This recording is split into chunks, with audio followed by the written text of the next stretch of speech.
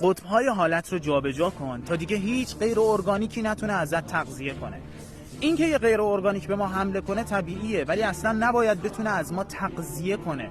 انسان‌ها یک قطب غالب دارن توی حالشون. قطب غالب یعنی چی؟ حاله ما دو قطب داره، قطب بقا و قطب تعالی. قطب بقا که قطب پایینی حاله ما هم هست، غیر ارگانیک ها میتونن ازش تغذیه کنن. اگه قطب پایین ما قطب غالب ما باشه، اونها میتونن از ما تغذیه کنن.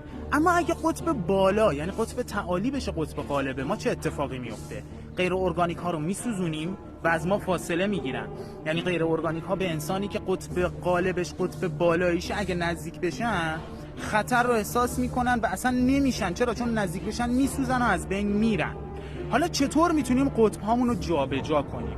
ما باید بتونیم 21 روز پشت چاکراهامون رو در معرض تابش مستقیم نور خورشید قرار بدیم، چون اشعه های فرابنفش نور خورشید این روزها اطلاعاتی دارن که باعث شارژ شدن قطب بالایی حاله ما میشه و بعد از 21 روز ادامه دادن این کار، هر روز به مدت 15 دقیقه، باعث میشیم که قطب بالایی ما بشه قطب غالب و این قطب برای غیر ارگانیک ها ارسال بشه و اونها از ما فرار کنن. این ویدیو رو سیو کن، برای تمام دوستانت ارسال کن تا زودتر دست اونها رو از حاله های همه انسان ها کوتاه کنیم.